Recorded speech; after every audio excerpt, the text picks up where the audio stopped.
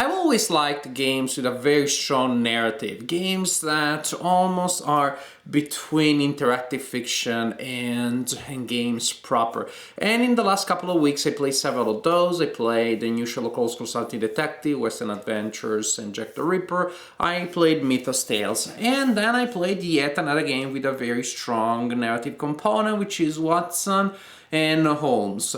And when I say narrative component, I really mean that it's not just a game that is a mystery in the mystery genre, but that makes your brain work like you would if you were trying to solve a mystery, like when you're reading a mystery novel or watching a whodunit type of movie.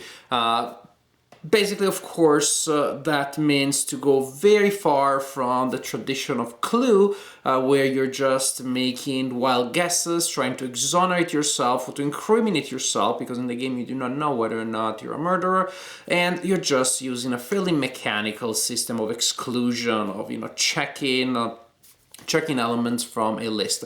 And that's why Clue, although it has mystery as a theme, does not feel like solving a mystery at all. Sherlock Holmes Consulting Detective, Mythos Tales, Gumshoe, so many other games actually do.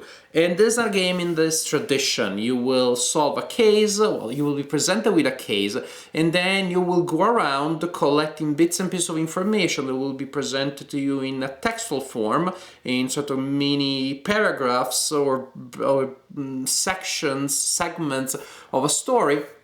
And you'll try to figure out what those elements are relevant, how they are connected to each other, and how they will help you solve the case. It is a competitive game in which you're going around the board, or I should say the play area, reading these texts and trying to put them together and to answer a series of questions before the other players do. Let's take a closer look at how this all works. The game comes with 13 cases. It's a good number, and it's important to have a good number of cases since the replay value is absolutely 0 once you have solved a case. Each case is introduced by one of these folders. I mean, they look like folders, but there's nothing in them. You don't place anything in it. The front has an illustration, a suggestion on how to organize the cards that pertain to the case, and I'll show you later what I mean, level of difficulty, and in the back you have a presentation of the case. So a player will read the case out loud, then you will find here questions that the players will try to answer during the game. If a player gets all the answers, then the player is the winner of the game. There may also be special rules that apply to that scenario and not to other ones. And in it, you have pretty much written here the extensive solution of the game, of the case in narrative form. There's also a card that will show you, well, without showing you the text, I'll show the card that tells you more schematically the answer to the question. So pretty much you check the card to see if you got the answers right and if you win the game, if you won the game, and then at that point you may also read the extended version. Once you decide the case that you want to play, as you can see they are numbered, then you pick up the corresponding envelope from this bunch of envelopes here. And each envelope has a bunch of cards in them, cards that you will have placed when you open the game. At least in my copy, all of the cards were together and the envelopes were empty, and so I had to transfer them from the big deck of cards to the corresponding envelope, making sure that I didn't mistakenly look at something that I didn't want to see. It would spoil the fun. So these are the cards. This is what you find in each envelope, and you place them in a formation. You pretty much are forming the play area. During the game, the players will send their characters, their detectives. You continue like this. You continue down here. You don't see it very well, but I think you get a sense even if you don't see the whole play area.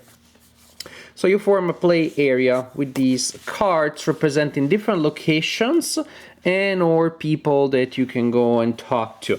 And then there's a card, 222B, on the other side of which you do have the solution. So you put it here and the player will travel to that location when that player is attempting to give the solution, to answer all the questions, and therefore to win the game.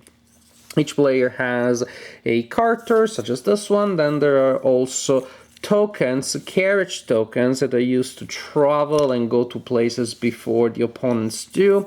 Police tokens that can be placed on locations, and basically you are locking that location. Now the player cannot go to the location unless they spend this token to recall the police protection around that place, or unless you have these tools here which allow you to go past the protection of the police without removing the token though. And there are game effects that allow you to get the tokens, place them there, and manipulate them. So basically you're trying to solve the case, but you're also trying to keep in mind what other players have done, what they know, where they have been, so that you can lock locations that you think may be useful for them at the right time.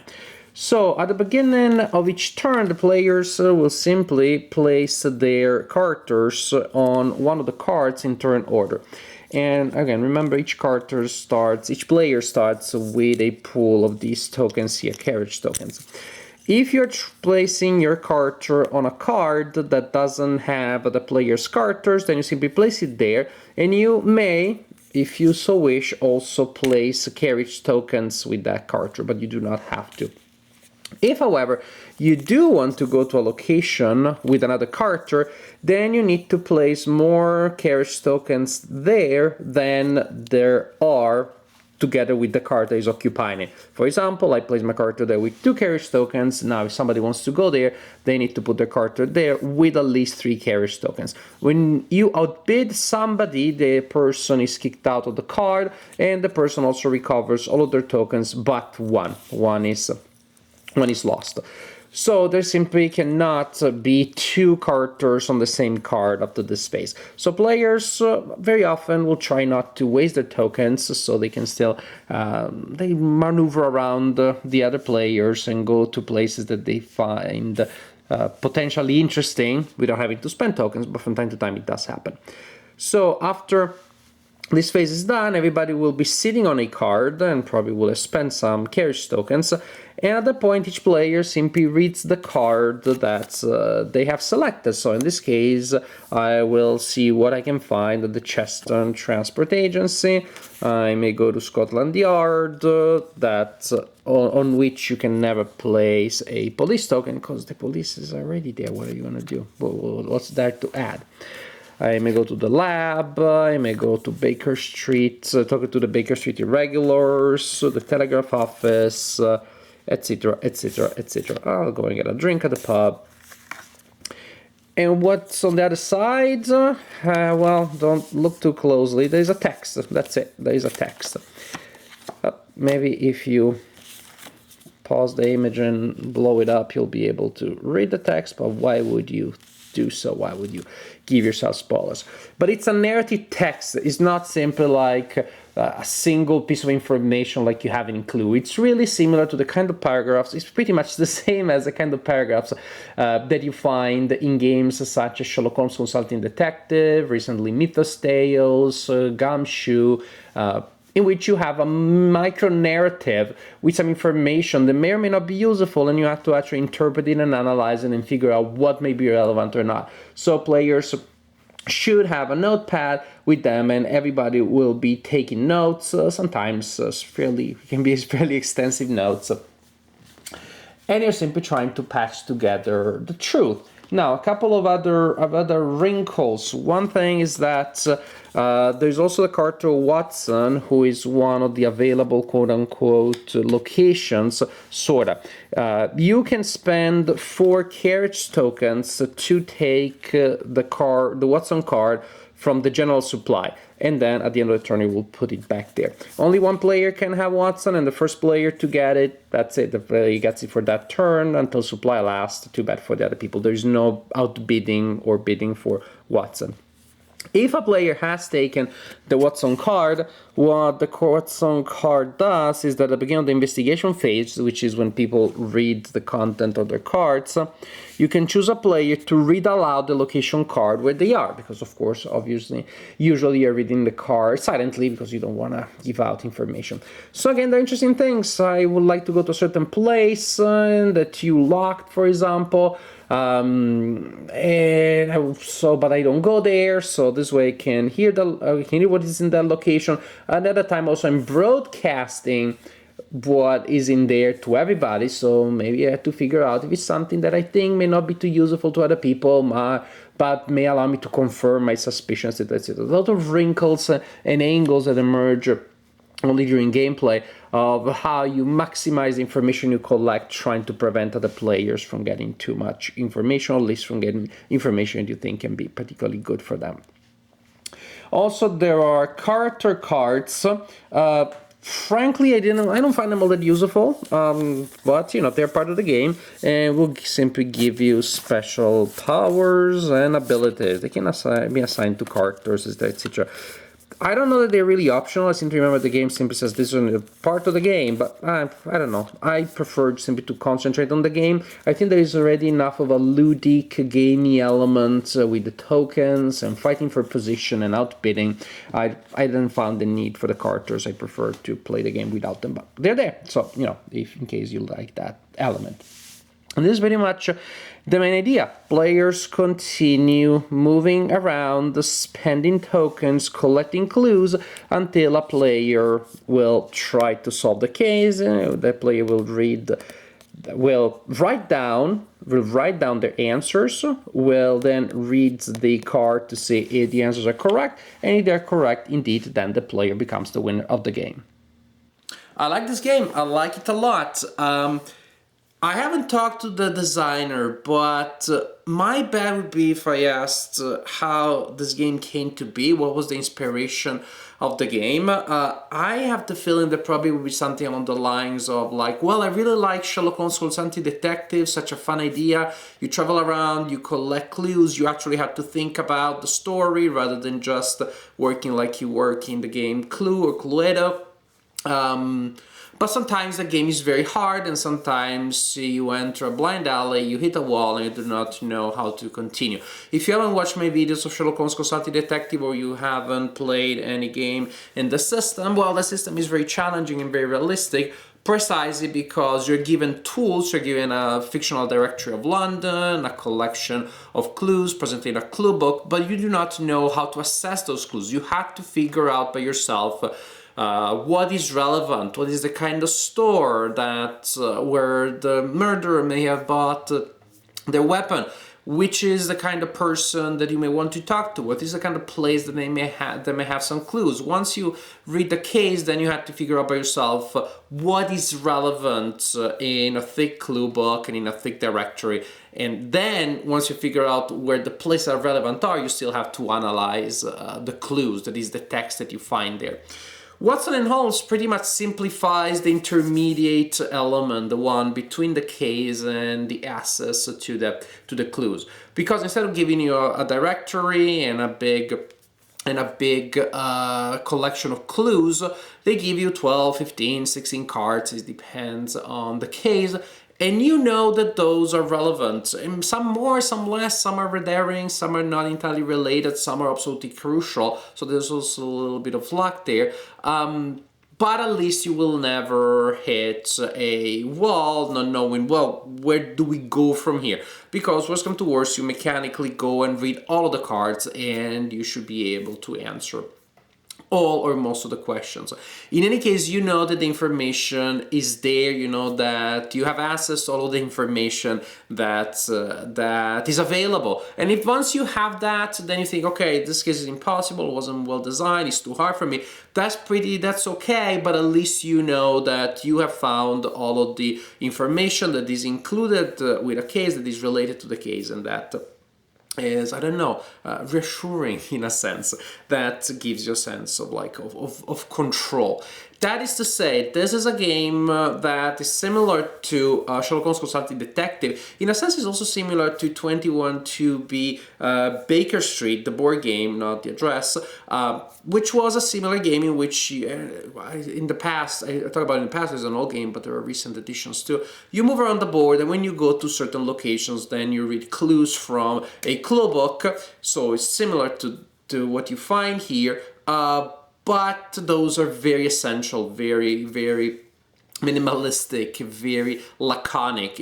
it almost looks like, the amount of information that you learn from a card in the game Clue, and also the fact that information is so iconic, that means that you know exactly what is important in there. You do not have a narrative, it's a short narrative, but a narrative from which you have to extrapolate the important elements. So it seems to me that what Watson and Holmes has done is to take that element to actually go and read texts that you have to analyze. They're taking that element from 221 B. Baker Street, expanding the text, or he has taken directly from Sherlock Holmes Consulting Detective and that family of games, but has simplified the access to the information. Also in 222B Baker Street, you have to still roll dice, so there is the luck element, there is the spatial element. Here movement is more abstract because you're simply bidding the scarce tokens, which I assume represent the fact that you're getting there before someone else does. So it's abstract, the movement and access to the bits of information is abstracted, but I like it because it still feels like enough of a game. I said it's a little bit of an intersection between interactive fiction and a game, but there is enough game here to make me care about that aspect of the game. I'm really not playing this game, it's a competitive game, and I'm not playing it as a multiplayer solo, though I'm not sharing my notes, but I'm still looking what other players do and what they may be attempting to do, and trying to make inferences like, you went there, and I also went there. And then from there you went to that place and you look incredibly pleased. Now maybe you were bluffing, but I see you nodding, doing maybe you should go there. And I discovered that you were bluffing. There is even that bluffing element, or sometimes when players have to read out loud, then you have to read with a poker face, because maybe as you're reading you're figuring, oh my gosh, this is the bit of information that is totally awesome, and I immediately identify because I know that other thing, but now I'm reading in the most flat tone that I can imagine because I don't want to betray my interest in that specific element that I'm reading.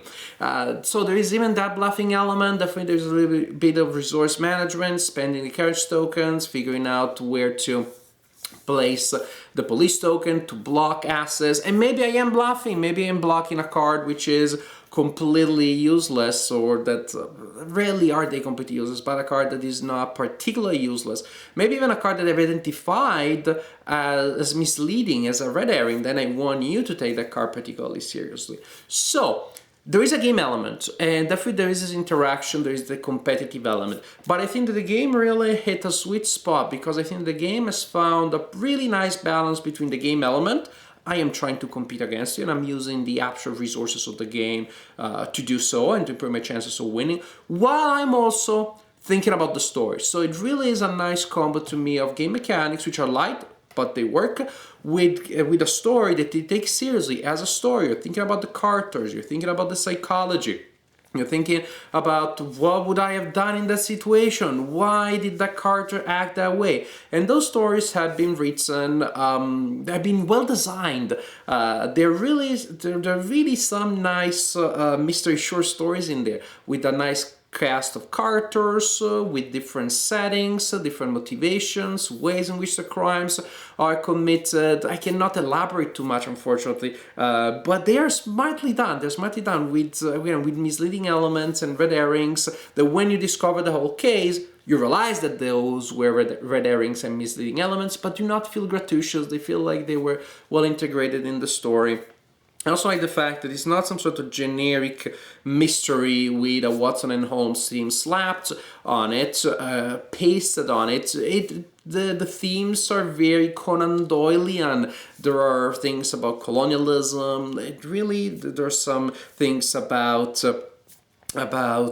spiritualism, seances, all of these things that Conan Doyle cared about. There are a lot of elements that are very common in Conan Doyle stories.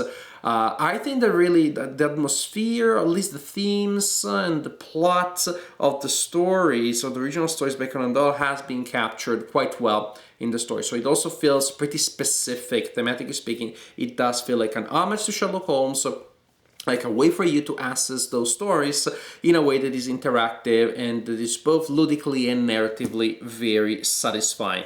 You are solving stories and playing a game. It's hard to find a right balance between the two. Games like Cluedo, there's too much game and not enough story. Games like Sherlock Holmes Constantine Detective, there is more story than game, but precisely because of that from time that can be challenging and demanding. Watson and Holmes, to me, is the answer. I would say this is gonna be my gateway narrative game, because if there is somebody, I don't know how strong they are into gaming, I'm not gonna play Sherlock Holmes Consulting Detective with them because it's too demanding. I'm not gonna play Clue with them because I'm bored all the time when I play that game. This one is great because the mechanics are super simple, but they coalesce into an interesting game.